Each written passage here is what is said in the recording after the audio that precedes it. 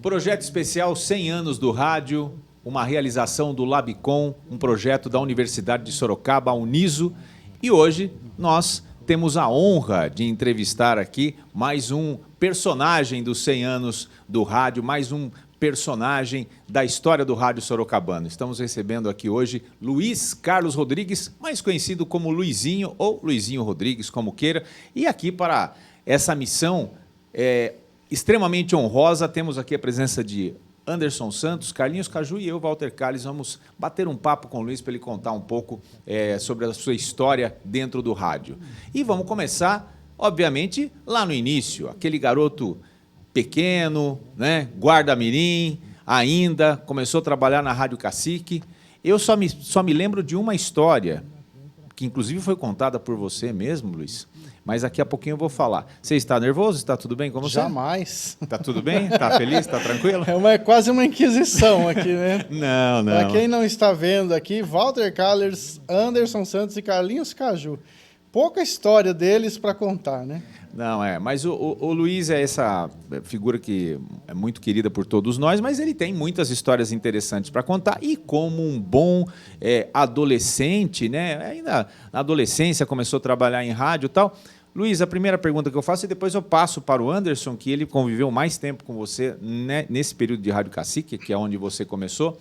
É verdade que você ficava de pé em cima de um toca-disco que tinha no AM lá e ligava o toca-disco e ficava girando em cima do prato do toca-disco, de pé em cima do toca-disco, Luiz Carlos? É verdade.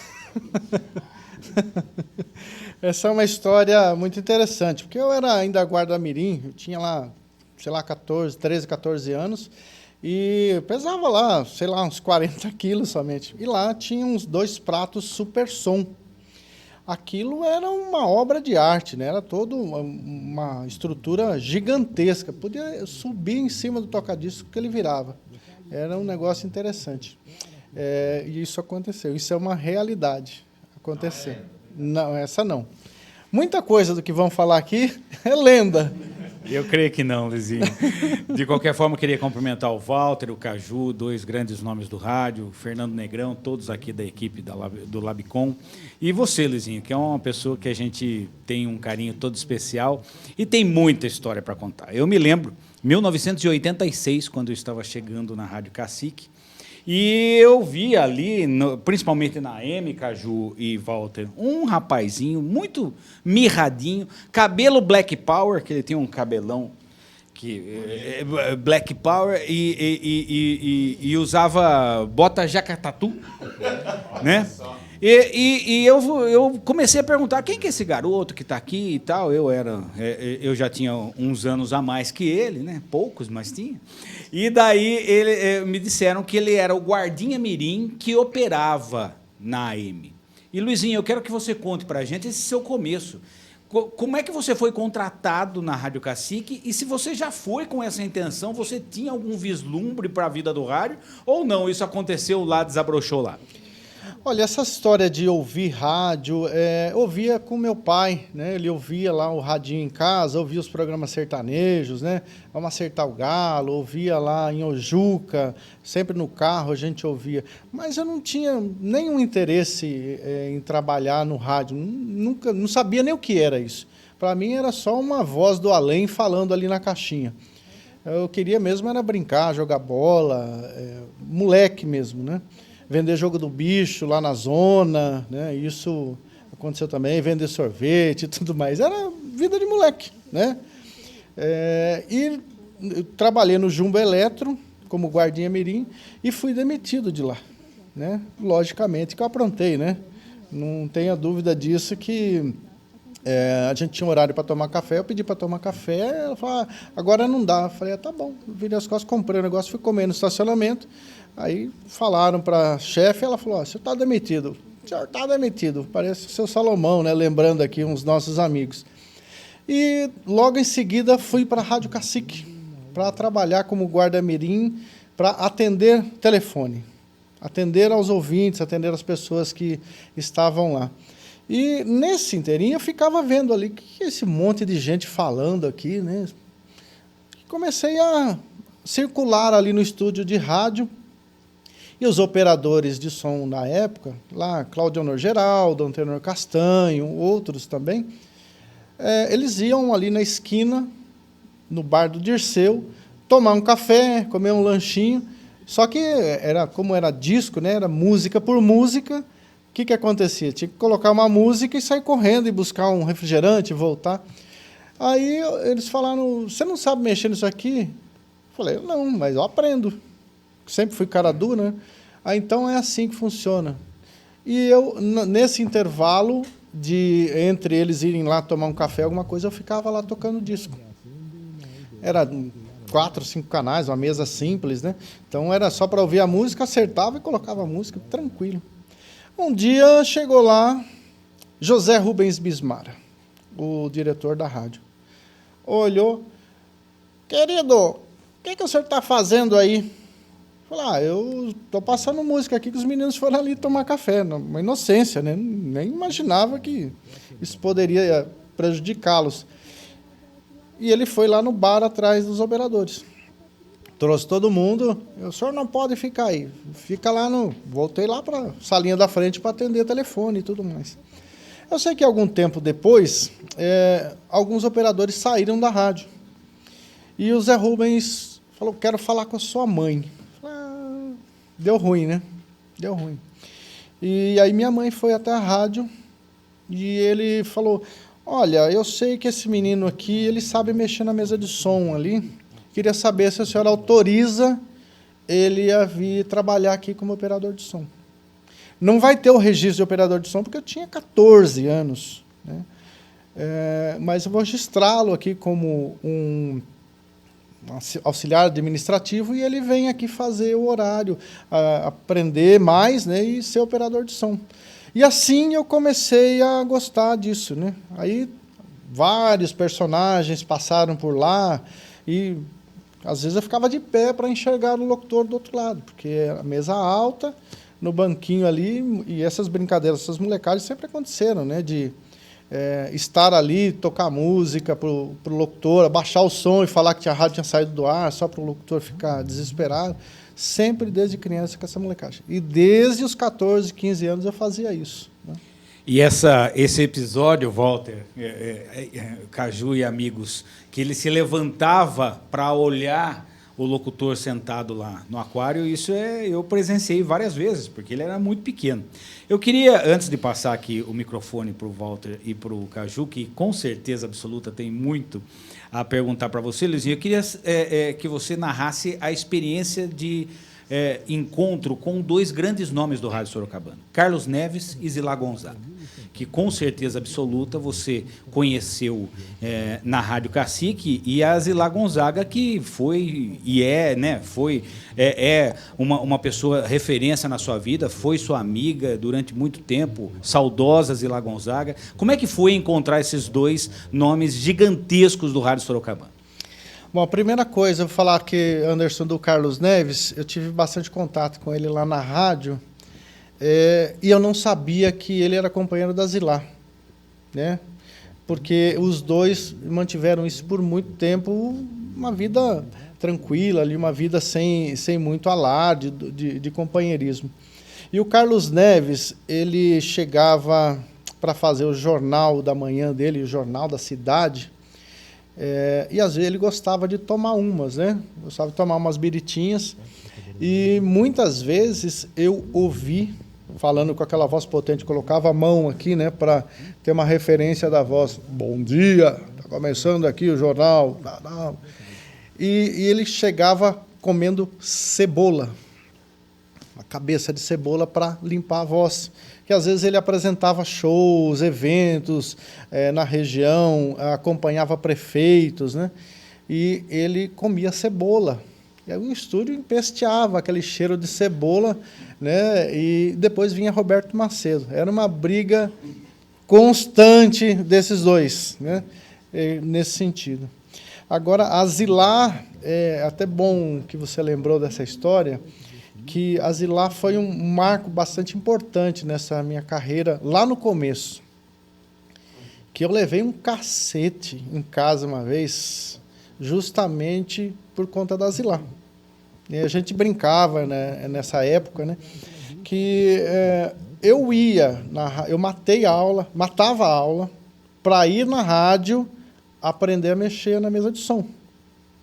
Saía à noite, ia para a escola, não ia, eu ia para a rádio.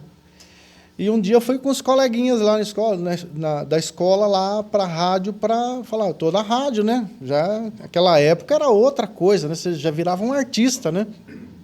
E as pessoas queriam ir. E eu saí e fui até a rádio para aprender. E quando eu estava lá aprendendo, chegou o seu Landico Bismar, né, com o seu polarinha marrom, né, que toda noite ele ia lá para ver como é que estava a rádio, desligar a luz. Ele cuidava muito bem da rádio. E ele chegou na rádio. Quando ele entrou por uma porta, eu saí pela outra. Né, ele não me viu. Só que eu fiquei no bar da esquina, esperando ele sair para voltar. E o bar da esquina havia sido pré-arrombado alguns dias antes. A gente nem sabia. E avisaram o dono do bar, tem gente lá na porta do bar, que eu fiquei escondido, né, na esquina, olhando para ver o seu Landico indo embora. A hora que ele foi embora, eu fui para a rádio. No outro dia, a Zilá ligou para o meu pai, na fábrica onde ele trabalhava, contando essa história, que possivelmente eu não sabia se era real ou não, mas tentaram arrombar o bar e a culpa veio em mim. No pequeno cabeçudinho aqui, né? E até provar que focinho de porco não era tomada, meu pai me cobriu no chinelo, né?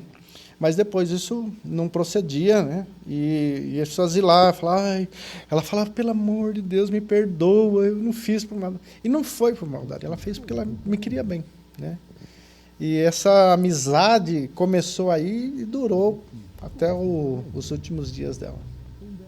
Legal. Bom, eu quero dizer que, primeiramente, é uma honra estar aqui hoje, batendo esse papo contigo. Afinal de contas, assim, se eu for buscar minha história no rádio, eu acho que você deve ser a amizade mais longeva minha. Afinal de contas, nós fizemos o curso de radialistas no Senac juntos, né? O Walter e o Anderson eu conheço há um bom tempo, mas eu vim conhecê-los mesmo na Rádio Ipanema, depois de uns 2 anos, 3 anos de rádio. Você não, nós nos formamos juntos no Senac, aprontamos muito no Senac juntos, e depois acabamos trabalhando juntos na Ipanema, né? Foi a primeira emissora que a gente trabalhou junto.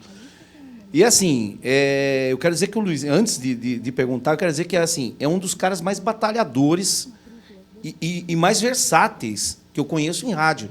Você consegue ser bom como operador de gravação, você consegue ser bom como DJ, você consegue ser bom como locutor, que é algo difícil. Geralmente, eu, por exemplo, não consigo montar um comercial. Mal e mal eu consigo botar uma trilha. Você é referência no que você faz em tudo que você faz. Entendeu? Então, parabéns e é uma honra estar aqui junto contigo. Bom, você, além de ser um ótimo operador de gravação, de produção e tal, você é conhecido também pelas, vamos dizer assim, pelas presepadas que você arruma, as coisas que você apronta. Então, eu queria que você contasse, nós vamos contar várias aqui, mas o dia que vocês trancaram uma pessoa no armário, na Ipanema, no estúdio de gravação, tinha um armário, e deram um baita de um susto na moça lá, eu não sei se era na recepcionista. Conta essa história pra gente, que tinha uma pessoa trancada dentro do armário e vocês fizeram a moça enfiar a mão lá dentro. Olha, essa história também não é lenda, essa é verdade também. Vários cúmplices, né? Lá tinha Walter Calles também, que estava como cúmplice, né? Não, todo mundo era cúmplice lá. Todos eram cúmplices ali, né? E tinha Mas lá... as ideias saíam da sua cabeça. Ah, não, O mentor era ele. Sem dúvida, eu sempre gostei de aprontar um pouco, né? Nesta época, a Rádio Ipanema dava muita oportunidade para algumas pessoas aprenderem a mexer com áudio. E parava onde? Parava lá no estúdio de gravação. Ô, Luizinho, tem uma pessoa aqui que é conhecido, tal, dá para você ensinar? Eu falei, traz aí, né? E chegou lá um cidadão muito conhecido, inclusive, na nossa cidade, de nome William Liparotti, né? Na época, um adolescente também. Um adolescente, o outro inconsequente também, né? A gente só brinca, eu costumo falar que a gente só brinca com quem a gente gosta, tá? Eu nunca vi alguém brincar com gente ranzinza, gente que não é do bem, gente que você não gosta. Então, a gente só brinca com isso. E ele trabalhava à noite também e chegava meio lerdão lá, né? E tanto que ele tinha um apelido, né? Nós apelidamos lá de Mondrongo na época, tá? Porque ele era tranquilão na dele. E um dia eu pedi um negócio para ele, oi? Falei, faz favor, pega uma fita que está dentro do armário. Esses armários antigos eram tipo guarda-roupa, né? Então, e as fitas ficavam lá, as portas fechadas. Quando ele entrou, adivinha, plum, bati o cadeado. Oh, deixa eu sair. Falei, fica quieto aí um pouco, para você acordar, né? Não contente com isso, os amigos falaram, vamos aprontar mais um pouco, né? Deixa ele um pouquinho aí. E nós chamamos uma funcionária do setor de comercial, se não me falha a memória. OPEC, a Keila, né? Keila, desculpa, a gente aprontou com você naquela época, né? E nesse armário tinha uma passagem pequena. E a hora que ela chegou, eu falei, Keila, você não faz uma gentileza? Pega uma chave que está aqui para mim, que eu não consigo, minha mão é grande, eu não consigo pegar essa chave. E ela colocou a mão. Quando ela colocou a mão, ele segurou a mão dela. Gente, essa moça aprontou um escândalo dentro do estúdio de gravação.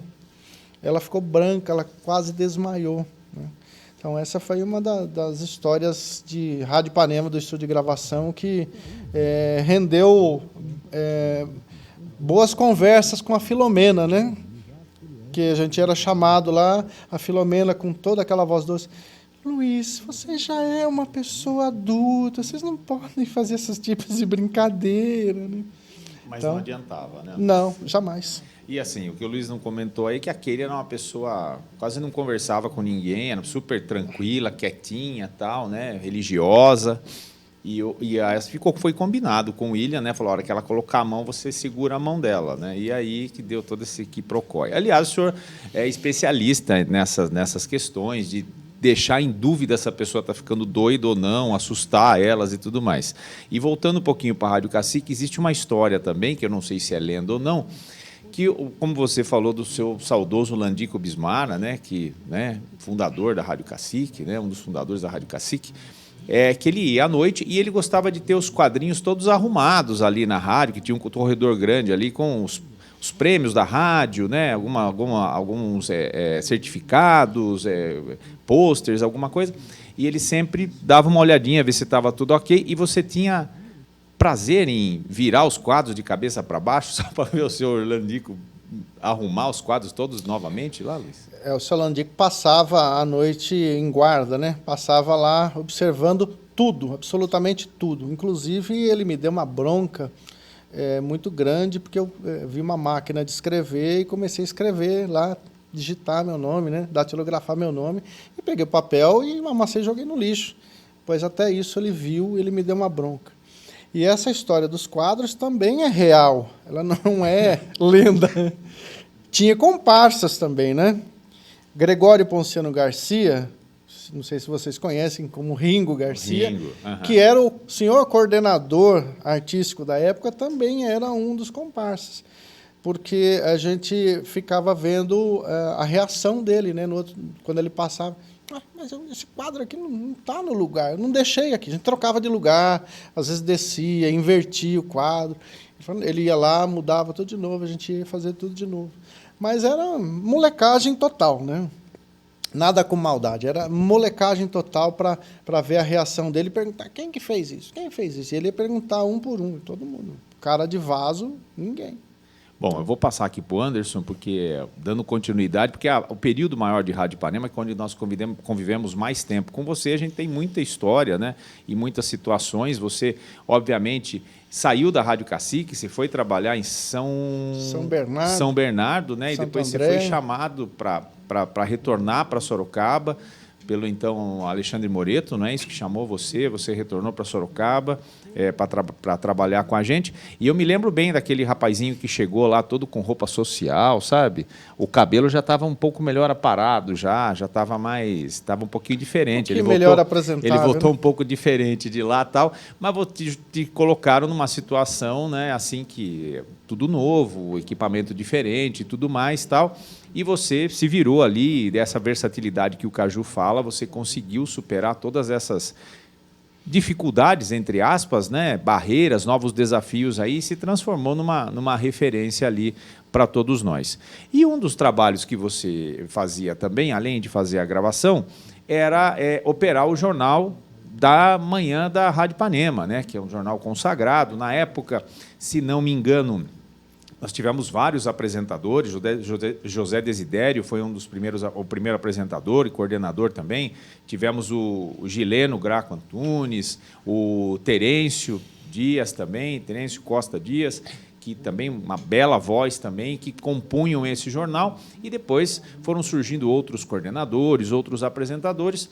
Mas uma das histórias, você como uma pessoa que chegou de São Paulo, né, da grande São Paulo, a sua família estava lá e você não tinha onde morar aqui. E aí o dono da emissora cedeu uma casa para você morar lá. E aí, a partir dessa casa, nós temos uma coleção de histórias para contar para os nossos ouvintes aqui. Uma delas, né, é que eu era a pessoa que entrava logo após o jornal e diversas vezes eu fui escalado para ir acordá-lo, para você fazer o jornal, porque você perdia a hora para acordar e a gente tinha a chave da casa onde você morava e para acordar você. Isso era... O que é, Luiz? É uma coisa... Porque aí você já está, como dizia a Filomena, você já era um adulto já. Mas o que acontecia? Você realmente perdia a hora? Essa coisa sua do bom humor e tudo mais e tal, deixava você meio no vácuo com essa coisa de algumas responsabilidades com horário e tudo mais, Luiz? Tem verdades e tem lendas nessas histórias aí, né? Muitas vezes eu era acordado por alguns companheiros que aqui estão, né? Tipo Walter Calles, Fernando Carriel, Caju, Mari Maia, inclusive Mari Maia, Anderson também foi, com travesseiradas, né? Porque quando eu dormia... Não acordava, podia chamar, tocar a campainha, não acordava mesmo. Mas por alguns bons motivos. Eu só acordava com o despertador no horário programado. Então, muitas vezes, havia falta de algum operador, alguma coisa, e precisava me chamar. Eu não acordava. Então, tinha que entrar e realmente era na travesseirada, nos gritos, né, na pancadaria. O Fernando era um que chegava, dobrava o cobertor e me dava nas costas, né? Acordava no sopetão, e acordava onde eu estou, para onde eu vou, né? Ia de pijama. Às vezes ia de pijama para a rádio. Eles iam lá nesta casa que eu chamava de Mansão das Flores e comiam a gelatina que eu fazia, né? Caju, né? Mari Maia. Colocavam as minhas roupas dentro do congelador, tipo cueca, meia, né? Só gente boa, só gente agradabilíssima, né? E aquela casa foi realmente uma obra que eu tenho muito que agradecer ao Benedito Palhato, né? Que tinha um coração gigantesco. Eu vim para Sorocaba com uma mochila, com meia dúzia de cueca furada, algumas meias, umas camisetas e um cobertor somente. E eu morei num pensionato ali atrás da igreja São José da General Carneiro, mas acontecia esse problema de horário, né? Precisava de mim, tinha que ir até lá. Então ele falou, vamos fazer, eu tenho uma casa aqui na rua, você cuida lá da casa e você mora lá. E essa casa realmente tem muitas histórias, né? Muita saudade daquela casa. E essas histórias de acordar atrasado, já aconteceu, lógico, mas muito disso era em razão de trabalhar em outros lugares também. Eu trabalhava na rádio, estudava à noite, uma época trabalhei como DJ na noite, então de quarta a domingo eu praticamente não dormia. Então, quando eu dormia, não dormia, eu desligava o disjuntor, eu desmaiava realmente.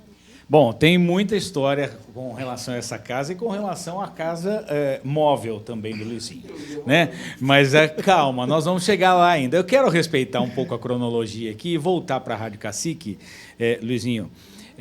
Hoje você é um cientista formado aqui pela Universidade de Sorocaba e você é um pesquisador do cururu. E eu me lembro que talvez tenha sido um dos seus primeiros contatos com o cururu, todo um movimento que acontecia ali na Rádio AM, da Rádio Cacique, aos domingos de madrugada, praticamente, 4 horas da manhã, 5 horas da manhã, os cururueiros começavam a chegar para fazer um programa lá na Rádio Cacique, que era muito sucesso na época. Foi aí o estupim de você gostar dessa temática e hoje ser um pesquisador da área? Cara, eu sempre gostei de música caipira. Você fala, vamos ouvir uma música aqui, a primeira coisa que eu falo é música caipira. Caipira mesmo, eu gosto, né? E lá na Rádio Cacique eu tive contato com essas pessoas, né? Então, eu acredito que sim, eu vi ali Enio Rocha, Valdir Gentil, Jeca Peru, que levavam esses artistas às 5 horas da manhã no domingo, né? Imagina, tava lá, e chegava lá, tinha ouvinte com um radinho aqui do lado para ouvir, né? Na porta da rádio. O pessoal vinha de Piracicaba, tinha aquele desafio ali no rádio ao vivo. Aquilo ali me encantava. Então, pode ter certeza que dali surgiu essa ideia. E tanto que eu busquei, quando eu fiz uma graduação, voltada para o rádio, né? Lógico, e tinha lá cururu no meio, né? Aí fui fazer o mestrado, voltado para alguma coisa de rádio, e a gente acabou indo, né, para a regionalidade, trazer o cururu em destaque, e foi muito legal falar do desafio de cururu, porque retomei aqueles velhos momentos ali, né, de ver Cido Garoto, que eu via cantando lá na rádio, grandes nomes do cururu que foram até lá. Tive contato novamente com eles, e foi muito bom, foi muito legal poder ajudar um pouco esse movimento cultural aqui da cidade a retomar, ganhar um pouco mais de fôlego, que estava um pouco esquecido do meio cultural, do meio radiofônico aqui da cidade. Olha, antes de passar para o Caju, que vai fazer vários questionamentos desta sua residência Mansão das Flores, eu quero que você também nos diga dessa sua experiência da ida para São Bernardo. Porque eu sei que você, dentre os grandes nomes do rádio lá, operou também a mesa para o Lombardi. O Lombardi, que era a voz padrão do Silvio Santos até a sua morte. É realmente uma referência, tanto no rádio como na TV. E você, eu tenho certeza que aprontou muito lá com o Lombardi, que você me contou várias passagens deste grande nome lá em São Bernardo. Como é que foi essa experiência? Olha, quando eu fui para São Bernardo, voltei, né, na verdade, com meus pais, eu tinha 16 para 17 anos. Então, não conhecia muita gente do meio, eu fui ser tapeceiro, entregar água, vender doce, para virar, pagar as contas, não tem jeito, né? E uma vez a minha tia Maria falou, olha, eu conheço uma pessoa que trabalha numa rádio lá em Santo André. Eu vou falar de você. Eu falei, tá bom. E me chamaram nessa rádio para fazer férias de um profissional da meia-noite às 6 da manhã. Uma rádio que era muito antiga, a Rádio ABC de Santo André, uma tradicional rádio de Santo André, que tinha lá um auditório, que tinha lá os barulhos de gato passando para todo lado, lá mal assombrado, né, que a gente falava, aquele barulhão, a gente chegava à noite lá e eu ficava assustado, né? Programas religiosos na madrugada, que eu não tinha muito contato com isso ainda, né? Aqueles que faziam lá entrevista com as entidades, né? Aquelas vozes, vou matar você! Eu queria ir embora, né? Mas depois a gente vai acostumando, sabendo do que do que se trata, e fiz esses 30 dias lá, de meia-noite às 6 da manhã. Saía da escola, 11 horas em São Bernardo, ia para Santo André, trabalhava até de manhã e voltava para São Bernardo. E terminou os 30 dias, falei, tô fora, né? Aí o coordenador me chamou e falou, olha, eu preciso de você para fazer outras férias aqui, só que é de manhã. Aí, tá bom, de manhã dá, porque eu estudava à noite, e eu fui fazer. Nem conhecia, não sabia quem eram as pessoas, né? Todas as pessoas novas, eu não sabia quem. Eu chego lá, me deparo às 10 horas da manhã com Luiz Lombardi Neto, que é o Lombardi do Silvio Santos. Falei, gente, o que eu estou fazendo aqui? E comecei a operar, e ele muito simpático, uma pessoa sensacional. Tenho até contato com o filho dele, que mora hoje em Boston, nos Estados Unidos. E ele sempre solícito, sempre um cara alegre, muito difícil de vê-lo triste. Mas a gente aprontava com ele também. Ele era muito vaidoso, sabe? Sempre arrumando cabelinho e tal, com um óculos escuro. Ele tocava, chamava, falava ali um pouquinho, tocava uma música, corria na padaria tomar um café. O programa inteiro, tá? Ele ficava zanzando ali no bairro, voltava, falava, ia lá, tomava café, voltava, falava. E eu percebi que ele mexia muito no cabelo. Um dia eu falei, nossa, Lombardi, mas seu cabelo está desarrumado, né? Quando que você vai cortar o cabelo? Gente, por que eu falei isso? Ele foi embora, ele foi cortar o cabelo. Ele deixou o programa, tinha lá algumas vozes gravadas, falou, coloca a voz gravada aí que eu preciso sair. E ele foi cortar o cabelo. Então, essa é uma das passagens que eu lembro do Lombardi na rádio, que a gente aprontava com ele também, uma figura conhecidíssima no Brasil, e não passou também despercebido aí das nossas brincadeiras. E foi uma pessoa que, quando eu falei que vinha embora para Sorocaba, ele quase chorou, porque ele gostava dessa interatividade que eu tinha lá com os ouvintes, de atender os ouvintes, passar para ele, de tocar as músicas que ele gostava. E ele falou, não, você não vai, fica aqui, que a rádio te paga um salário e eu vou te pagar outro, mesmo que você ganhe, do meu bolso. Falei, não, Lombardi, eu vou para Sorocaba. E vim para cá. Que a Zilá Gonzaga, inclusive, que me ligou, olha, vem aqui, tem uma vaga aqui em Sorocaba para você vir para cá. Então, foi uma passagem muito importante lá em Santo André, com outros radialistas também, que trabalharam lá na rede ABC. E depois, antes de vir para cá, eu ainda trabalhei na Rádio Rock, que era do mesmo grupo, da Rádio 97, que à época era a Rádio Rock, lá em Santo André também. Conheci várias pessoas lá, inclusive o menino que faz programas aí de vendas, me fugiu o nome dele agora, a idade. Zé Luiz teve lá, várias pessoas que passaram por lá, hoje estão brilhando aí. Eliana Schuff, que está na Mix hoje, trabalhei com ela lá. Então, são pessoas que marcaram. Até esses dias estava falando com o Luciano Leão e lembrei de passagens com a Eliana Schuff, que eu fui... ela foi casar e me convidou, né? Lógico. E eu fui uma semana antes do casamento dela. Esse tipo de presepada eu faço comigo mesmo, às vezes, né? Uma semana antes eu fui no casamento, de terninho, bonitinho. Então, moço, mas não é hoje, é a semana que vem o casamento. Né?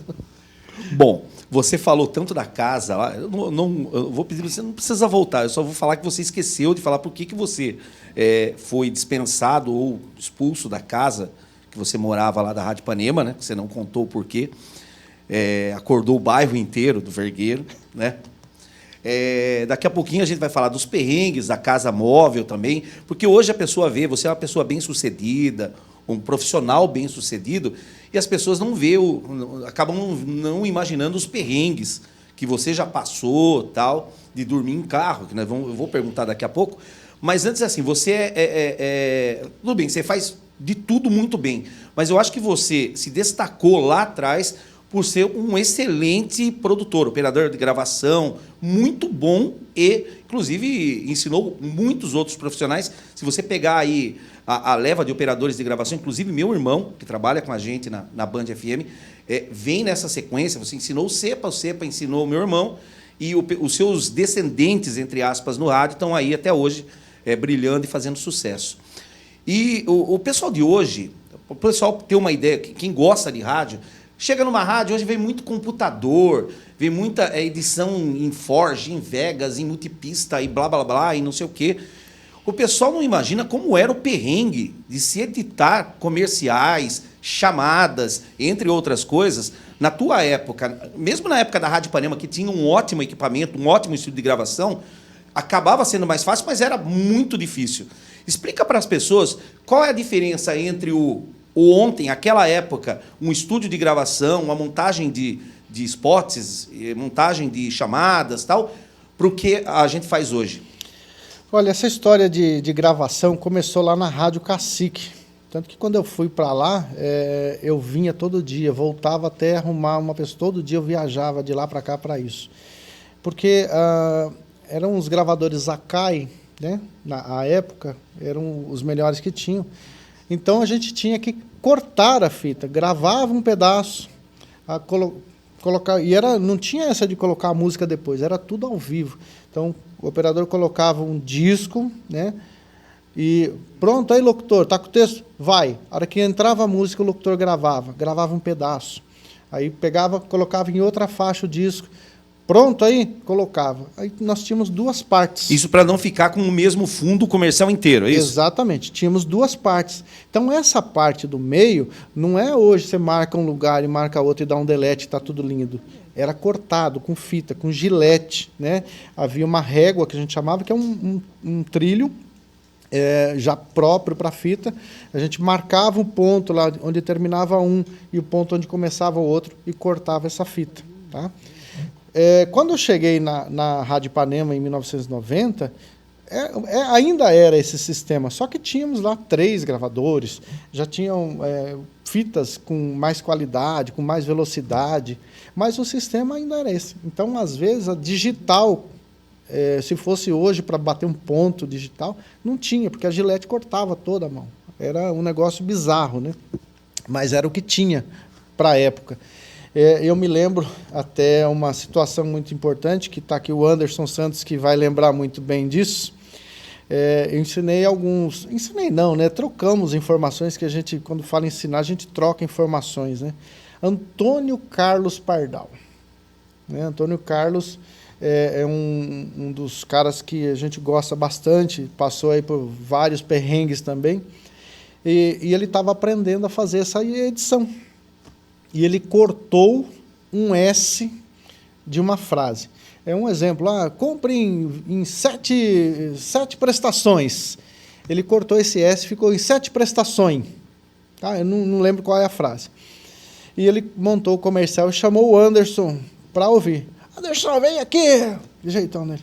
Aí tá o Anderson. Né? E batendo a mão, né? Pô, Pardal! Cadê o S daqui, cara? Cadê? Você tá louco? Como é que eu vou colocar isso no ar? Pardal regalou os olhos. O senhor vai achar o S. O senhor vai achar o S para montar isso aqui, que eu não vou gravar de novo. Só que essa história de cortar pedacinhos de fita, a gente tinha uma caixa de lixo, um balde, que tinha centenas de pedaços de fitas. O Pardal ficou louco. E grudava um, grudava outro. Eu falei, Pardal do céu, o que você fez? Né? E eu que estava ali, eu tinha que ver se ele tinha feito certo ou não. Né? Foi sair 2 minutos, ele cortou errado. Aí eu falei, Pardal, eu vou fazer o seguinte, eu vou achar o pedaço dessa fita sem ouvir, você vai me pagar, sei lá, uma coca, um doce. Duvido que você faça isso. Se você fizer isso, eu pago. Como a gente marcava isso com um lápis tipo de cera, marcava o lugar, né, no cabeçote de play, né, marcava ele ali direitinho e fazia o corte. Ou seja, eu pensei, se eu juntar as duas partes e fizer o risco exato, é essa parte. E foi isso que eu fiz. Peguei vários pedaços sem colar e fui colocando. Pode colar esse aí, que é esse aqui. Ele colocou lá. Eu não acredito. Eu não acredito que você fez. Cortou direitinho. Aqui, Anderson, pode vir aqui. Aí, falei para você que eu achava. E ele ficou ainda com os créditos dessa brincadeira, né? Foi muito legal isso aí. O Luizinho, tem muitas histórias com ele, inclusive foi ele que gravou meu piloto na Rádio Cacique, né? E com essa coisa de gravação, obviamente, você também veio aprendendo muito, né, de ritmo de locução, de forma de falar, e também passou muito sufoco, né, porque assim, como a gente não tinha a edição não linear que a gente conhece hoje, que é a digital, né, que você pode gravar vários trechos, né, às vezes você tinha que, num texto de 30 segundos, ou o locutor tinha que falar aquele texto nos 30 segundos sem errar, ou ele fazia, sei lá, em 3 partes de 10 segundos, 2 de 15 e tal. Mas aí o que acontece? Quando você erra uma, erra duas, erra três, você começa a repetir aqueles erros e algumas palavras não saem, né? Então eu queria que você contasse aí algumas situações que aconteceram aí com alguns dos nossos colegas, comigo também, com pessoas que deram um pouquinho de trabalho para você na hora da gravação. Se tem alguma especial? Tem. O César Lante, por exemplo, não conseguia falar crediário, né? Ele falava crediário, né? O crediário, eu falo, César, crediário, crediário. O Caju tinha uma também, ele falava ansim, né? Ansim. Vai ficar ansim. Falei, Caju, não é ansim, é assim. Tá bom, é ansim. Não, é assim. Tem também Ringo também. O Ringo também não conseguia falar algumas coisas. O Anderson, quando errava, batia na mesa. Pô, errei de novo. Abria a caixa de ferramentas.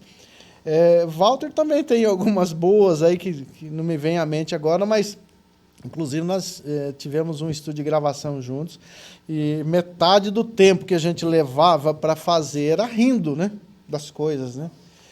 Das palavras. Fernando Carriel, por exemplo, se você pedir para ele falar solenidade, ele muda para cerimônia, porque ele não consegue falar direito, né? Ele fala solenidade. O Ringo também, às vezes, fala alguma coisa assim. Do Walter não me vem à mente agora, mas pode ter certeza que a gente tem muita coisa gravada lá, desses erros. E na época, né, quando a Rádio Ipanema era um padrão muito rígido, né? A gente tinha que ter lá o português correto, edição, mesmo com a qualidade que não era das melhores, mas o que tinha a gente explorava da melhor qualidade. Bom, só esqueceu o meu problema também. Eu não conseguia falar problema, Verdade. eu falava dificuldade. Isso. Eu mudava, meu esquema do Fernando. Aliás, aprendi com o Fernando a mudar esse tipo. Bom, o senhor, além de operador, de locutor, de produtor, o senhor também foi diretor artístico da extinta Rádio 103 FM. Inclusive, o meu programa hoje, o pai desse programa, é o extinto programa Picadeiro 103. Foi você que nos deu a chance, eu e o Léo, onde tudo começou, e hoje a Casa do Caju é uma sequência, na verdade, desse programa. Conta pra gente um pouco dessa experiência como diretor artístico também, que não é fácil, né? Não foi, viu, Caju? Porque já tinha passado por ali ótimos nomes de coordenação, como a Marina Valsec, Walter Calles, acho que Marcelo Ramalho, vários nomes tinham passado ali, né? E eu recebi uma missão de mudar um conceito de rádio. Não é mudar uma rádio, um conceito. Rádio rock. Tinha um conceito, já tinha um nome, tinha credibilidade, porém a matriz tinha uma necessidade de mudar o conceito que já não estava mais vendendo, precisava mudar. E me chamaram, falaram, você topa? Eu falei, eu topo. Lógico que eu topo, né? Empolgação, vamos embora. Mas eu não tinha a dimensão do que poderia acontecer, né? De sofrer ameaça, inclusive de morte, né? Se você não voltar com a Rádio Rock, eu vou matar você. De gente jogando pedra na rádio, né? De vários, você não vai conseguir, você não tem capacidade para isso, você está fazendo coisa que não deveria. Todo tipo de crítica eu tive nesta época. Mas eu sou um cara que não me abalo com muita coisa muito facilmente, né? Eu já tomei muitos tombos.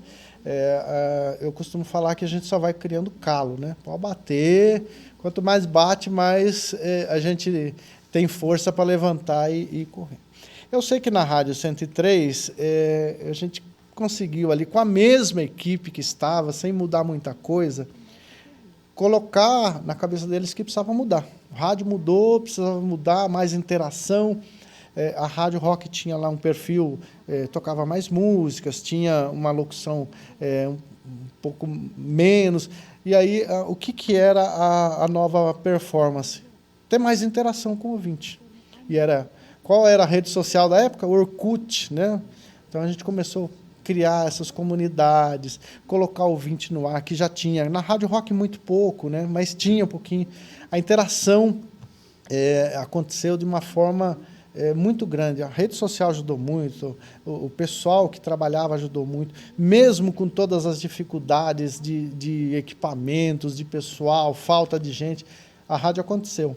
Foi um marco na cidade de Sorocaba. O Anderson até costuma falar que eventos que a rádio produzia, como o Batida 103, que foi criado aqui em Sorocaba, ele não tem uma marca de São Paulo, não tem um carimbo de São Paulo, ele foi criado aqui, né? Ele foi um marco, um divisor de águas, que foi no Parque das Águas, né? Talvez tenha alguma lembrança disso, em eventos de rádio na cidade de Sorocaba. Luiz, fazer um bate-bola aqui com você rapidinho, porque agora nós entramos numa fase mais séria do Luiz, coordenador já tal. Agora nós vamos fazer um lenda ou verdade. Eu tenho certeza que as 5 vão ser verdades, mas tudo bem, é para quem está acompanhando a gente poder confirmar. É verdade que quando você morava nessa casa emprestada da Rádio Ipanema, você soltou um tubo de TV de 26 polegadas do 2º andar e ele explodiu no quintal da casa, acordando o bairro inteiro do Vergueiro? Tem lenda e tem verdade. Vamos lá. A lenda é que não foi 26. Foi de quanto? 29. Olha, eu sempre fui muito curioso, né? Além de tentar aprender as coisas, eu sempre aprendi. Muita dificuldade, né? A gente tem passado aí de dificuldade com familiar, de aprendizado, de escola pública. Com muita humildade, a gente vai aprendendo aos pouquinhos, né? Mas se eu ver alguém fazendo, eu aprendo muito rápido, né? E comecei a fazer um curso de eletrotécnica, de eletrônica, para mexer com equipamento. Eu queria ver, mexer, aprender mais alguma coisa. Fui aprender violão, não deu certo, porque ou eu comia ou eu tocava o violão. Aí eu falei, vou para esse lado aqui, né? Rádio, tal, consertar, vamos ver se dá certo. Eu fiz um curso de eletrônica e arrumei 2 TVs de 29 polegadas antigas. Uma estava com os componentes bons e o tubo ruim. E a outra, ao contrário, tubo ruim e equipamento. Eu sei que de 2 eu fiz uma. Aí sobrou um tubo. Né? Lembrou das aulas de física? Eu falei, será que faz barulho isso aqui, né? Eu não tinha noção do que era aquilo. E essa casa que eu morava, ela tinha um andar de baixo, o do meio e mais 3 andares. Era térreo, subsolo, né? Isso. Vamos dizer, o quintal mais baixo e mais Isso, onde a dona Vera criava umas galinhas lá, né? Dona Vera, um beijo para a senhora. E um dia eu falei, será que faz barulho isso aqui? E eu soltei do 3º andar esse tubo de TV. Ele tremeu o quarteirão. Aquelas TVs antigas, ele tremeu o quarteirão. Falei, vai dar ruim. Vai dar ruim. E apareceu lá nada mais, nada menos que o guarda da casa da frente, que era a casa do seu Benedito Palhato. Uhum. A dona Vera pediu para eu vir aqui ver o que é que aconteceu. Ela está preocupada com você. E era eu que estava aprontando. Né? Os vizinhos, né? Porque ali tinha uma vizinhança muito legal. E eles sabiam da minha história. Né? Morava sozinho, eu tinha que cozinhar, tinha que fazer a minha comida, tinha que... Me virava, lavava a roupa. Era a vida de sem lar. Né? Até a mãe do Walter Calles, dona Santina, falava, traga seus amigos sem lar aqui, né? Sem família, para almoçar aqui com a gente. É verdade, eles iam jantar em casa. Eu, Dona Elitieri, né? Exato. Dona Elitieri, que voz padrão Globo. Eu sei que quando a Dona Vera soube disso, que era eu que estava aprontando, ela chamou o Kiko, né? Francisco Palhato Neto. Eu não quero mais esse menino aqui na frente, né? Prejudicando a vizinhança. E nesta época eu tive que me retirar, né? E aí, antes de você responder, essa é a segunda lenda ou verdade? É verdade que você morou 30 dias dentro do Fusca, é isso? Não chegou a tudo isso, uns 15 só. Devido a isso, eu tinha um Fusquinha e eu não tinha para onde ir. Não tinha para onde ir. É um inconsequente total, né? Eu não tinha para onde morar, não tinha família aqui. Minha família toda estava em São Bernardo e eu estava aqui. Eu peguei e eu estacionava o Fusca na frente da rádio, né? À noite, trabalhava de manhã, ia para a escola à noite, estudava no Rubens de Faria, voltava, sentava, deitava o banco do carro e dormia. As roupas lavava em lavanderia. De manhã, antes do povo chegar, eu entrava na rádio, tomava banho, tomava café na rádio, que já tinha o café da manhã. E ali eu fiquei por acho que uns 20 dias, morando dentro do Fusca. Bom, além de morar dentro do Fusca, não contente com esse espírito solidário, você levou um amigo para morar dentro do carro com você ainda, é isso? Pois é. Quando a desgraça é pouca, não dá. Você vê que até agora não teve nenhuma lenda, é tudo verdade. Vai. Essa aí também. Esse menino estudava lá no Rubens de Faria também e tretou com a mãe dele, com o pai dele. Ele falou, eu vou embora, vou embora. E a gente andava sempre junto, né? Tanto no Rubens de Faria. E ele falou, eu posso ficar aí também? Pois eu tive que dividir o Fusca com esse cara. Eu dormia de um lado, ele dormia do outro. Isso durou uma semana.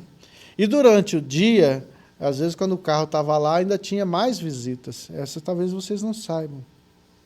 Que no banco do motorista tinha um buraco. Os gatos entravam. Tinha um buraco no assoalho. E às vezes eu chegava lá para dormir, tinha que tocar o gato de lá, que o gato estava dormindo lá no banco. É uma história, essa também é uma verdade. E esse seu automóvel residência marcou tanto a sua vida que, não sei se é lenda ou verdade também, você está tentando comprar esse carro de volta, é isso? Olha, eu já comprei esse carro e vendi algumas vezes, né? Nessa época, acontecia muita coisa estranha, né? Porque eu arrumava o carro, deixava bonitinho, alguém vinha e batia. Eu falava, não é possível, né? Não é possível que isso aconteça. E uma época que aí já estava o pessoal, a família aqui já estava em Sorocaba, eu morava ali no Jardim Magnólia, né? Morava ali, eu morava sozinho, morava em 2 cômodos ali tranquilo, né? Aí a família começou a chegar, né? Pai, aí veio irmão, veio mãe, veio sobrinhos, veio mais irmãos, veio tio, eu sei que minha avó, eu sei que eram já 11 pessoas morando em 2 cômodos, né? E eu ainda tinha o Fusca, né? Então aí depois já tinha esse Fusquinha e eu tive que vender esse Fusquinha para fazer uma obra. Quantas vezes você comprou e vendeu esse Fusca? 3 vezes. E a quarta está aí, está procurando. Então, eu já deixei alguns recados, né, no carro. Ah, você já encontrou o carro? Já, mas não tive retorno. Aí, há um tempo passado, aí eu encontrei o endereço onde estava ele de novo. Só que eu fui lá e, infelizmente, o casal tinha se separado e a esposa está com o carro e ninguém sabe onde ela está. Tá, mais uma da série Lenda ou Verdade. É verdade que você, um dia no estúdio de uma emissora, vamos dizer, soltou um pum, sendo bem delicado, o dono da rádio entrou logo na sequência? Conta essa história pra gente. Vocês estão desenterrando, né? Não, quando a gente começa a cochichar aqui, cara, vem alguma coisa. Isso é verdade também, isso é história com o Kiko Palhato. Estava eu lá no estúdio de rádio, né? Sozinho, né? Estava lá editando e soltei um pequenininho ali, mas eu não sabia do potencial dele, né? E virou um cogumelo dentro do estúdio. Aí entra o Kiko Palhato, Luiz, eu preciso falar com você e tal. Nossa, precisa peidar também, né? E voltou, nem terminou a conversa. Isso virou uma lenda do rádio, né? Depois começaram a entrar com muito cuidado no estúdio. Luizinho, eu quero que você conte para a gente 2 ações que você desenvolvia na Rádio Ipanema. Uma é pertinente ao Zug do PV, que parece que fez algumas vítimas, Mondrongo, William Liparotti e o Pardal. E a outra é uma descarga de energia na régua PET. O que é uma régua PET? Ensina aí para essa moçada nova que está nos assistindo nesse momento. Bom, essa história do Zug do PV, a gente sempre tinha lá na rádio, né? E isso também não era sozinho, é verdade, mas tinha também os cúmplices, né? Fernando Carriel, Walter Calles, Caju, todos, Anderson também, todos, né? A gente fazia lá o batismo de operador, do locutor, quem entrasse lá. Fazíamos uma caixa cheia de tranqueiras, de coisas pesadas, e falava para essa pessoa ir até outra rádio para fazer uma entrega. Isso tudo combinado já com a outra rádio, né? Ó, estou mandando para você aí o Zug do PV. Ah, tá bom. E falava para a pessoa, chegava lá, então, só um minutinho, por favor. Chegava lá, assinava, colocava lá um negócio, falava, só que não é aqui, você precisa levar lá na outra rádio. E não podia balançar demais a caixa, não é isso? Inclusive tem uma boa história com o Pardal disso aí, que a gente falou que se ele derrubasse essa caixa, era uma válvula, né? E não tinha nada, tinha só a tranqueirada dentro. E se derrubasse aquilo lá, custava 50 mil reais e podia destruir meio quarteirão, né? E ele depois contando que chegou com cãibra nos braços, porque ele nem mexia com a caixa, né? Ele chegou na Rádio Vanguarda e mandaram depois para a Rádio Cacique. E da Cacique ele voltou para a Rádio Ipanema, lá e a gente abriu a caixa e não tinha nada, ele abriu a caixa de ferramentas para xingar a gente, é lógico, né? Esse era um batismo lá, isso é história antiga. E a outra pergunta que você falou sobre a régua de PET, isso é uma lenda, mas também tem muitas verdades. Régua de PET, para as pessoas que estão vendo e assistindo a gente aqui, ouvindo pelo rádio, são aquelas de triangulação de canais, antigamente. Hoje você tem isso muito facilmente, mas era um cabo aqui, que na telefonia se usou muito isso no passado. Eu quero falar na casa 202. Pegava a linha aqui e conectava na casa 202 para poder falar. Terminou a ligação, desligava, quero falar na casa 500. Ia lá. São vários buraquinhos conectados a algum lugar. Essas réguas de PET, à época, eram ligadas às linhas telefônicas. E a linha telefônica, quando ela toca, ela dá um choque de 48 volts. E é ardido, porque é corrente contínua, né? Que é onde fazia, né, o toque do telefone. E nós tínhamos lá um operador de áudio, Pardal de novo, né? Para variar um pouco. E a gente aprontava com ele. Toda vez, Pardal, muda para mim da linha 1 para 5 aí. Só que já deixava tocando o telefone. Ligava na linha, a hora que ele colocava lá, choque na mão. Isso era constante. Aí eu pegava, desligava o telefone e Pardal, não tem nada de choque, é você que é o problema. Colocava no cabo na língua, ó, não tem nada. Não, tem, tá dando choque. Não tem, pode ir lá. Ligava de novo, ele ia lá, tomava outro choque. Isso aconteceu centenas de vezes, né? E essa sua, vamos dizer, mania, né, de brincar com os coleguinhas de trabalho, rendeu também para você mais uma história com o dono da emissora, no caso Kiko Palhato também, que uma vez, para assustar um coleguinha, você subiu na máquina de ar-condicionado, que tinha uma janela que dava para o estúdio de gravação, para assustar o amigo, e quando você terminou de escalar, o carro do proprietário da emissora chegou bem no mesmo momento e olhou: o que você está fazendo? Isso é lenda ou verdade também, Luiz Carlos? Verdade também. Pedro Esmeraldo de Oliveira, né? Pedrinho Esmeraldo, um grande operador de áudio também. E eu queria aprontar com ele. Cabeça vazia, né? Eu queria aprontar com ele. Ele medo à noite sozinho, né? Eu saí da rádio, fechei as portas, ele fechou, eu saí, subi no ar-condicionado para a rua, né? No estacionamento. E ali tinha uma janela que abria, né? Daquelas antigas. E eu fui lá para... Aí, Pedro! Mas quando eu estava subindo no ar-condicionado, eu olho do lado, Kiko Palhato. Tá fazendo aí? Tomei advertência. Acho que eu tomei até uma suspensão nessa época aí. Umas 9 da noite. Moleque, não tinha o que fazer. Eu ficava, às vezes não tinha o que fazer à noite lá na Mansão das Flores, ficava aprontando essas coisas, arrumando alguma coisa para fazer, né? Bom, Luizinho, vamos agora falar um pouco sobre a 103. Eu tenho algumas alegrias na minha vida de ter sido comandado pelo Walter Calles, de ter sido comandado por você. Pelo que eu não tive ainda, quem sabe um dia. Mas aberta a proposta aí, né? Vocês dois são dois chefes que eu tenho assim uma admiração muito grande. E você participou de um momento da Rádio 103, que você até já citou aí, eu reputo como um divisor de águas na história do rádio sorocabano. Porque ter uma programação abrangente que reúne jovens, reúne pessoas adultas e tal, todas as rádios têm essas experiências, mas você foi um dos primeiros que experimentou a segmentação do rádio exclusivamente para o público jovem e para o público, na sua maioria, da periferia e dançante, que é uma coisa e um estilo, principalmente musical, que sempre me chamou muita atenção. Eu queria que você contasse um pouco dessa experiência, como você recebeu lá o condão de mudar o estilo da rádio, depois você muda a rádio justamente para essa abrangência um pouco mais eletrônica e tal, e como surgiu a ideia de se fazer o Batida 103, que o Batida 103, eu já estou na militância sorocabana há 54 anos e eu nunca vi algo desta envergadura, um evento sem nenhum nome de repercussão nacional ou estadual levar tantos jovens para um determinado local. Conta um pouco dessa experiência, por favor.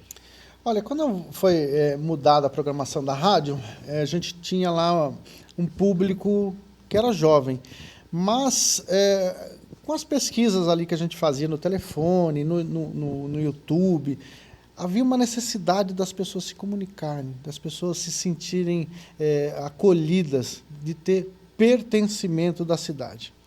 E aí, quando começa essas pessoas lá da periferia, o cara que fala, nós vai, nós vem, nós fumo, né? Manda um alô pro Mano, manda um alô pro Mano Cabeça, eles começaram a se identificar com a rádio, né?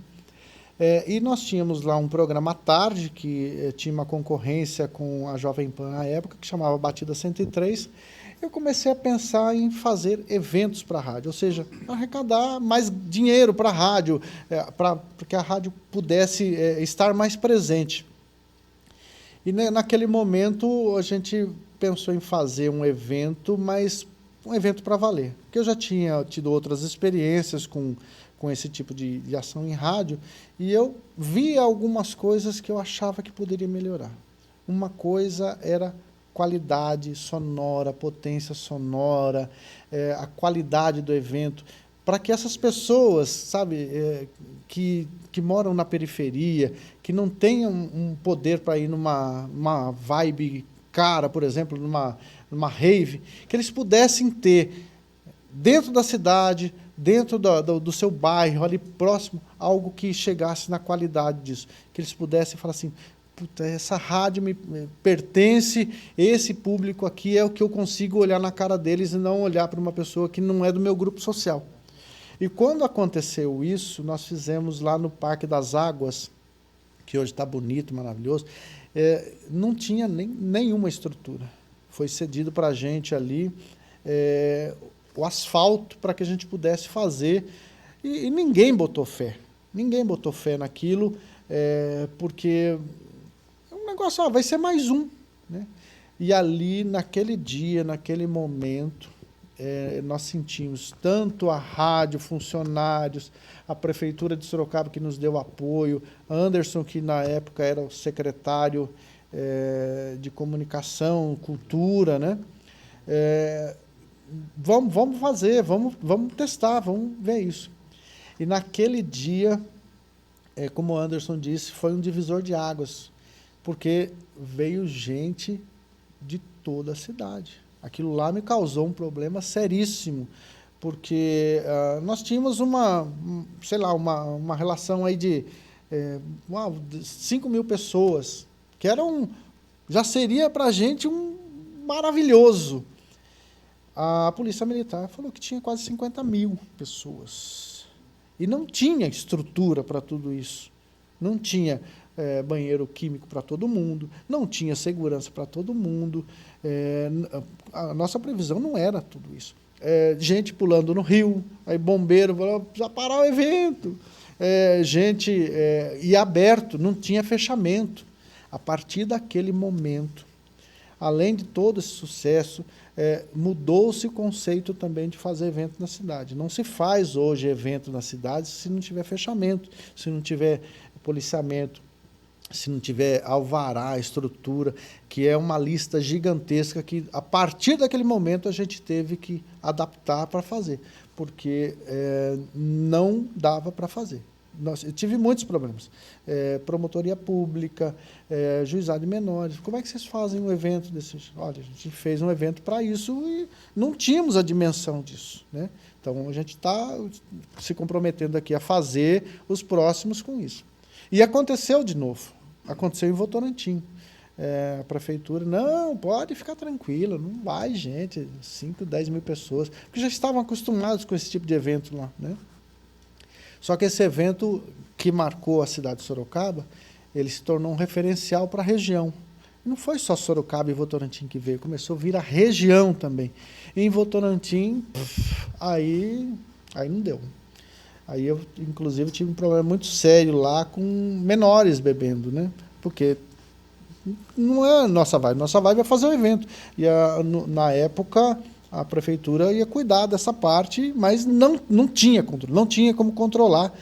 Inclusive, gente foi até foi parar no PA municipal, porque, imagina só, 50 mil pessoas, as pessoas, os comércios da região, não tinham estrutura para isso, não tinha bar, não tinha nada, mercado, compraram tudo. E chegou gente a comprar álcool no posto de gasolina e misturar com bebida, né? Ele foi parar no hospital e foi chamado. Como é que vocês vendem bebida alcoólica para menor e ainda álcool no posto? Eu falei, eu não vendo bebida alcoólica, não vendo álcool no posto, né? Mas eu tive muito problema com isso para a realização desses eventos. Aí depois a gente teve, aí tudo organizado, fechado, outros eventos aconteceram. Eu me lembro que no Abaeté, uma época fechada, a gente limitou o convite, e foram distribuídos, além dos eventos que a gente trazia para esses jovens, né, tinha também a parte social, né? Todas as pessoas, todos levavam 1 litro de leite. E em um desses eventos no Abaeté foram 16 mil litros de leite doados à prefeitura. Então, chegou a esposa do Vitor Lippe, à época prefeito, Denise Lippe, nós não temos onde colocar tudo isso. Eu sei que ele foi para uma escola na Vila Angélica, encheu classe lá de leite para depois fazer a distribuição, porque era muita coisa. Então, realmente foi um baita divisor.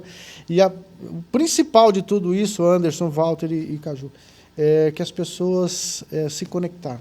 Conectividade das pessoas com o meio de comunicação. Bom, a gente está indo já para a reta final, né? Você citou a parte social.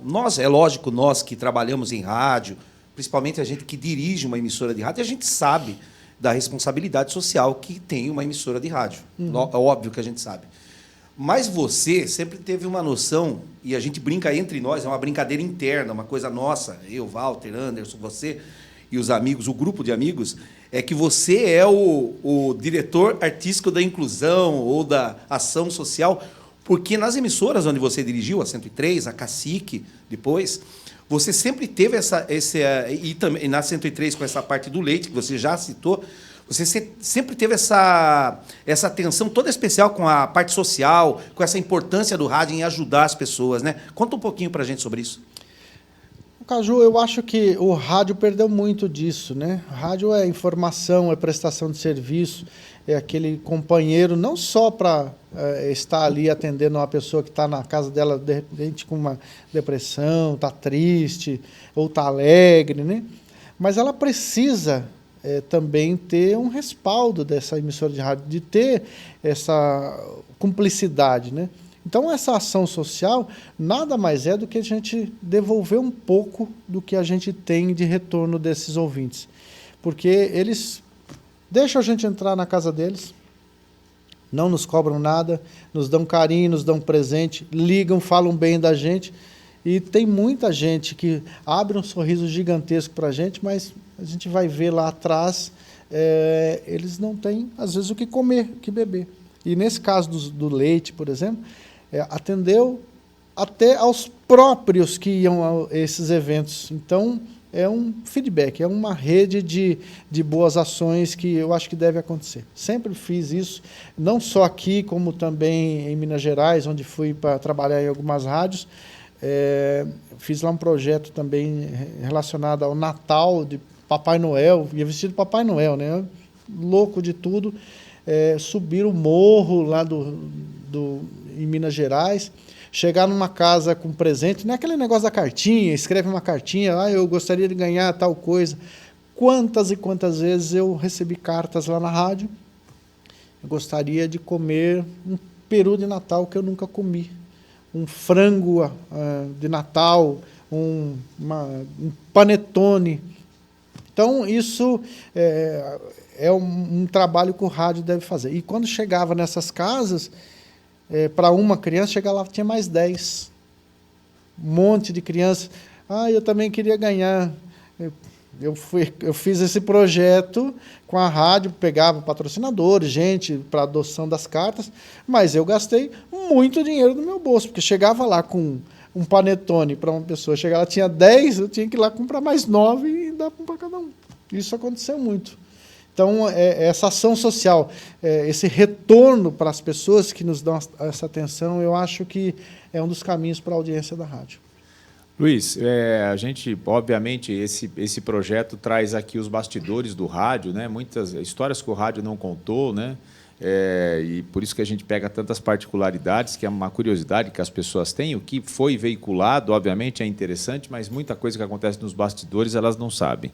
E aqui nesse bate-papo a gente fez uma rápida passagem aí do garoto, do adolescente, né, saindo aí da infância, adolescência, que migrou para o rádio, uma infância humilde, né, um trabalhador, né, assim como tantas outras histórias. Você é uma referência para uma geração também.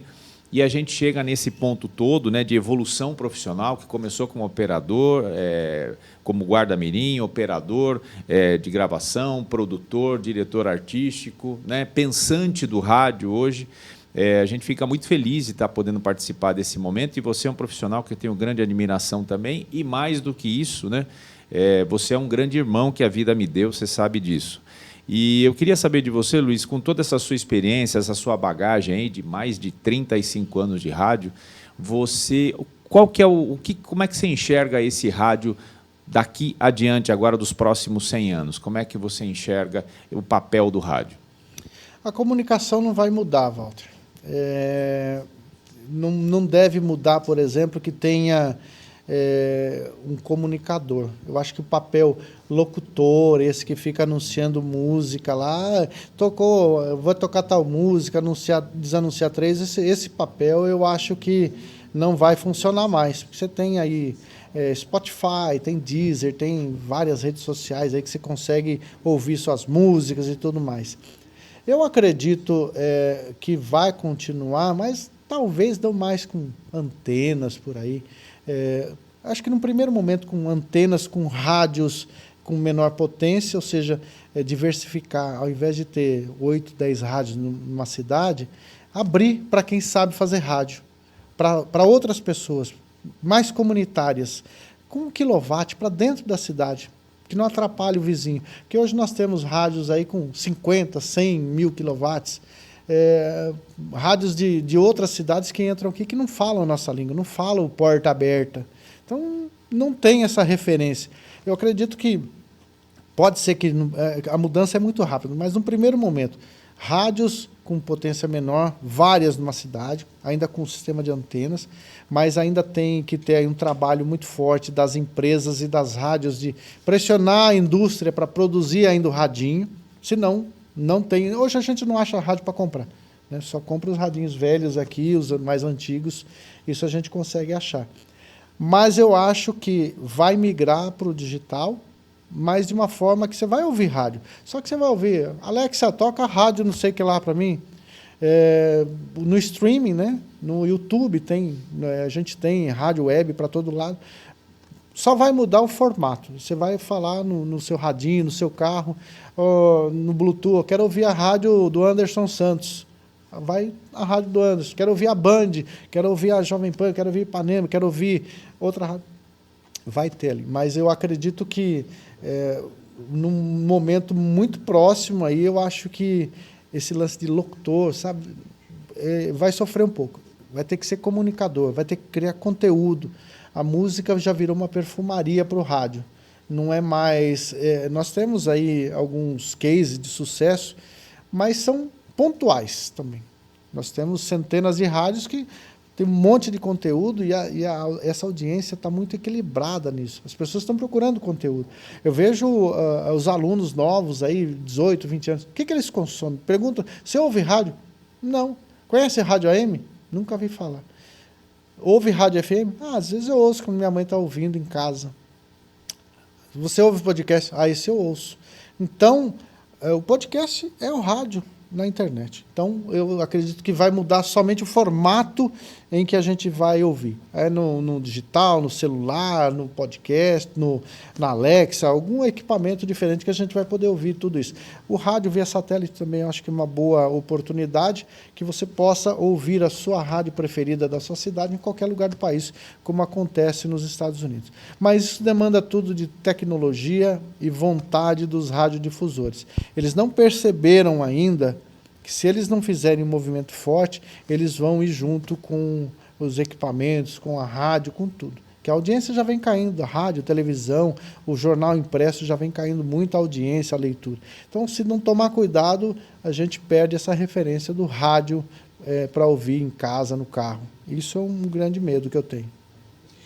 Luizinho, nesta trajetória toda, nesse emaranhado de histórias, e a exemplo da minha experiência, talvez do Walter e do Caju também, eu não tenho a procuração deles para falar, mas a gente senta nesta poltrona e, né, passa momentos deliciosos aqui com você nos questionando, mas a gente não conta tudo, né? É só uma pincelada nas diversas situações que a gente vive do rádio. Eu tenho certeza que com você também foi da mesma forma. Ou seja, a gente só abordou alguns dos milhares de assuntos que você tem. Mas eu gostaria, nessa minha última participação, que você me relatasse um momento feliz do rádio nessa sua trajetória e um momento triste do rádio nessa sua trajetória. Olha, o momento feliz, eu acho que foram dois momentos. Um em que eu fui para ser coordenador da 103, que eu falei, eu tenho capacidade para isso, para estar entre os melhores, né?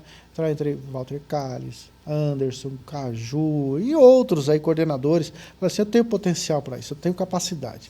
Que todo dia a gente colhe ali um pouquinho, né? Planta. Falei, eu tenho capacidade. E uma outra era um sonho que eu tinha, que era para ir ser dono de uma rádio. Eu queria ser dono. Parece um amigo que eu tenho, quero ser dono da rádio, quero ter uma rádio, quero ter uma rádio. E acabei sendo convidado pelo Tata Fonseca e outros amigos de Minas Gerais para ser sócio de rádio, né? Fui sócio de uma emissora de rádio. Só que maravilhoso, um pessoal maravilhoso, que dá muita atenção, mas muito difícil financeiramente. É uma outra realidade. A rádio lá, eu fiz rádio lá com o maior prazer do mundo, né?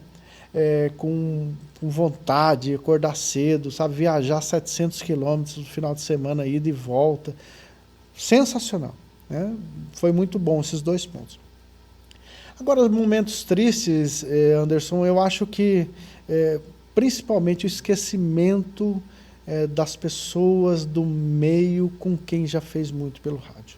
Isso é uma das coisas que eu percebo que me deixa um vazio. Exemplo aqui, Zilá Gonzaga. 71 anos de rádio, ganhou sempre a vida inteira um salário mínimo e a aposentadoria dela. Tinha que sair com 80 e poucos anos, pegar um ônibus e ir trabalhar porque ela precisava sobreviver. Isso é magnífico, é dignidade, ela sempre esteve bem. Após o seu falecimento, O que sobrou da história de Zilá Gonzaga? Um vídeo produzido por uma faculdade, algumas histórias aqui, outra ali. Da Câmara Municipal, um voto de pesar. Não existe um nome de uma rua para lembrar a memória. O movimento negro não falou nada sobre essa personalidade, né? No velório dela, apesar de estar dentro de uma pandemia, não foi Covid, né? Foi outra coisa.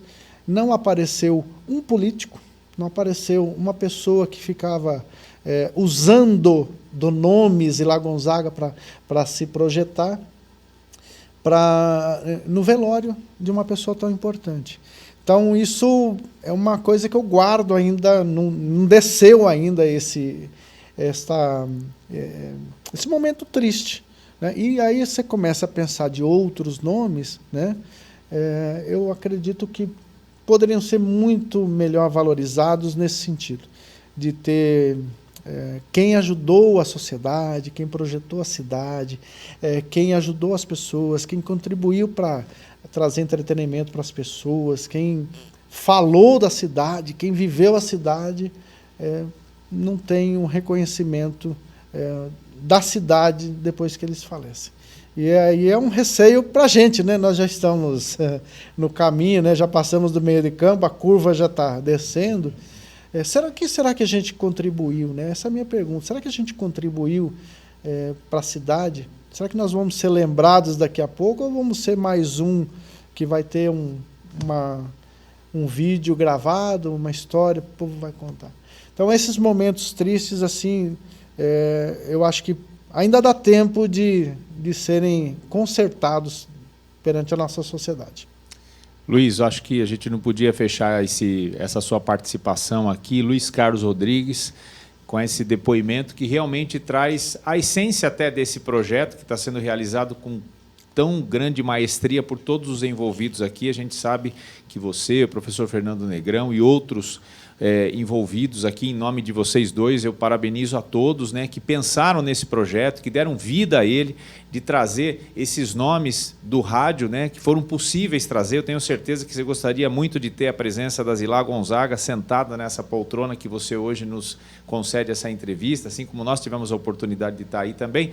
Mas a homenagem, a lembrança e essa preservação da memória do Rádio Sorocabano fica eternizada aqui com esse projeto sensacional, que a gente chega ao final de mais uma entrevista, né, deste projeto de 100 anos do rádio, uma realização do Labicom, um projeto da Universidade de Sorocaba, que está realmente de parabéns a todos aqui os envolvidos, a toda a equipe técnica, a todos que compõem esse grande núcleo que está tornando real esse sonho de contar um pouco dos bastidores do rádio sorocabano. Muito obrigado, Luiz. Eu agradeço Walter, Anderson e Caju, que são 3 irmãos aí que eu ganhei na vida, né, do rádio, aprendi muito.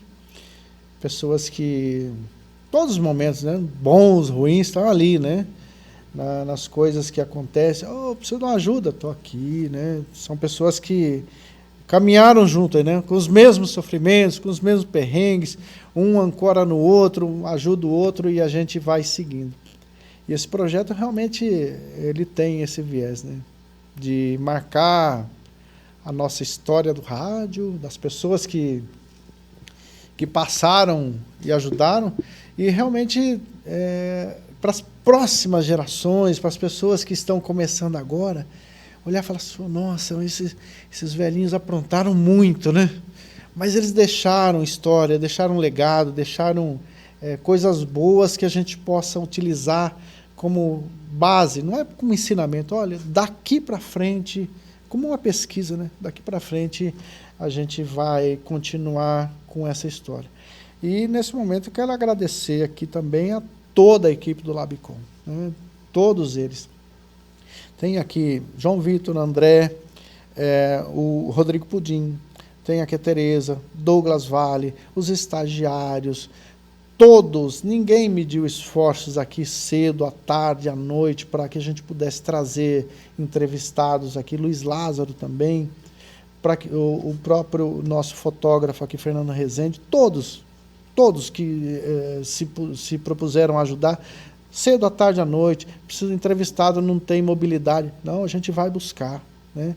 Então, a gente trouxe pessoas aqui incríveis, que fizeram uma baita história na cidade e que vão ficar eternizados aí com um pouquinho, né? Uma lembrança, eu me lembro até aqui do Zé Carlos Nogueira, falou, puxa, você não sabe o quanto eu estou feliz com isso. Pessoas comentando, nossa, meu ego voltou, a minha felicidade voltou para falar disso. Então, eu acho que toda a equipe, Fernando Negrão, Douglas, todos nós, é um pouquinho de cada um. Os estagiários correm para cá, liga para um, ó, esse aqui, precisa foto, não sei o que. É uma equipe gigantesca que ajudou nesse projeto e o agradecimento é infinito a eles para materializar um pouco desse sonho que eu tinha, né, de trazer gente aqui para deixar isso registrado. Luiz, eu vou pedir rapidamente aqui uma procuração a todos que já deram entrevista e todos aqueles que vão dar entrevista aqui também, para a gente aplaudir esse trabalho maravilhoso que vocês estão fazendo. Parabéns para todos vocês também, todos que vieram até aqui, contaram um pouco da sua história, às vezes até histórias particulares, próximas, contaram história de ouvintes. Todas essas histórias fazem parte do rádio e elas vão ficar eternizadas para que as pessoas possam pensar daqui para frente como é que vai ser a gente tratar essas pessoas que estão lá do outro lado ouvindo a gente e agora vendo, né, através da TV. Ainda bem que agora vê, né, que tinha muitos aí que marcavam encontro com roupa diferente, tal. Agora dá para ver a lata do cidadão, já não cai mais nesse golpe, né? Então, muito obrigado a vocês três que vieram aqui para a entrevista, para me entrevistar, a todos que colaboraram, e vida longa ao rádio e a todas as pessoas que passaram por aqui.